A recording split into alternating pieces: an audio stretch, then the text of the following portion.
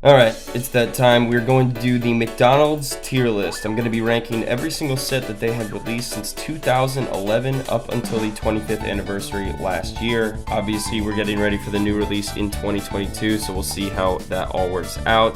They've already released the set list for that, but I'm not going to rank it on here. So, we're going to start with 2011. Now, I appreciate McDonald's entering the world of Pokemon cards. This one, however, is going straight into the F tier.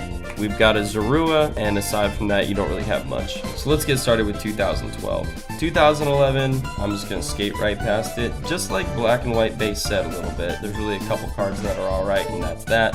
2012, we see a bit of an improvement. McDonald's instates the Golden Arches stamp on the card themselves, which of course I think adds a bit of collectability, and also I just think it looks a lot better than just the plain confetti hollow. So we're going to bump that to the D tier. It's still not a fantastic set by any stretch of the imagination. So you can get the whole set for around $40–45, which is not very much, and if you really like collecting promos, great. 2013 is where things really get interesting. This is probably one of the best McDonald's sets I've ever seen released. It has Eevee, it has all the evolutions that were currently available in 2013. There's only one downside. It was released in France and nowhere else, because we don't get to have nice things. But I can't deny the set is absolutely beautiful. The Umbreon is amazing, the Espeon's amazing. I mean, heck, they're all fantastic.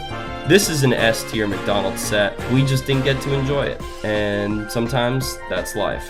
We're going to move on to 2014 with the start of the XY era. The cards from this set were definitely a step up for the English sets, better than 2012, better than 2011. We got a Pikachu, finally. This is a C tier set. The Pikachu is an A tier card, don't get me wrong. The Snubble's nice, and I love the Weedle personally. On the whole though, the Pokemon selection still not fantastic. 2015, we start to see some real improvement. We have another really nice Pikachu. We have all the starters from the Ruby Sapphire era, and overall the artwork for the set is just better than the years previous. I really like the Rhyhorn, the Skitty even, and the Staryu. So we're going to bump this into the B tier. This is our first B tier set.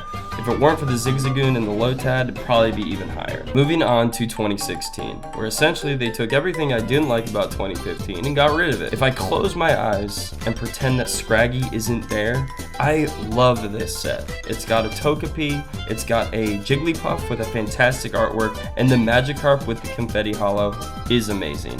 Again, it has another good Pikachu. This is an awesome set. We are bumping this one into the A tier, and it earns it. 2016, really solid year. And so we move on to 2017. Hand that giveth can also taketh away, and that's exactly what it did. 2017 introduces the Sun and Moon era. However, the cards that we're seeing here are not good. The Pikachu is the high point, and that's really the only thing that saves this set from being an F tier. Crab Brawler certainly isn't winning any points, and the Alolan Diglett is just objectively stupid. So we're gonna put this right into the D tier, and I don't really have any qualms about it. Then we move into 2018. And in my opinion, this was the best year for McDonald's promos that they have ever done. First of all the Pokemon from the list that they chose are all from the first 150. And as someone old enough to have grown up with Pokemon, I sincerely appreciate that. We also have a Chansey, which I really like. We have a really nice Pikachu. We have an Eevee. This set just slaps. The Dratini also rounds things out nicely. 2018 Sun and Moon, that's going to be our first English set to get into the S tier. Thumbs up.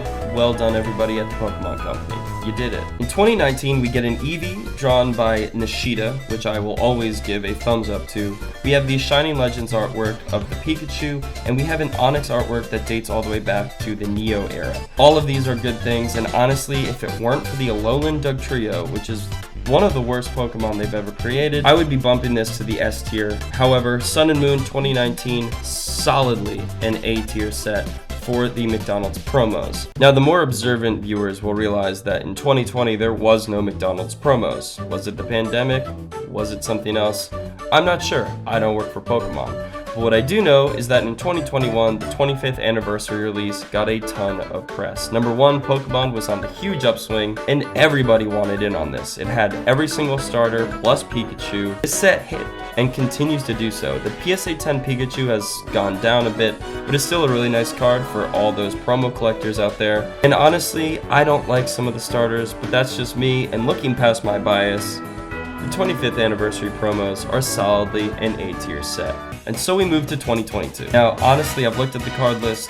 I'm not overwhelmed. I'm gonna put this in a B or probably a C tier card list. There's still a Pikachu, there's still a Lapras, which is nice, and hopefully it's going to be a little less chaotic than the 25th anniversary release, and no McDonald's employees get punched or robbed at gunpoint for any of these cards because they're just not worth it. So hopefully that means you or your kids can get a hold of them fairly easily, add them to your promo collection, and by all means, enjoy it. At the end of the day, that's what this is all for, as much as we forget that sometimes. That's my tier list for every single McDonald's set that they have released.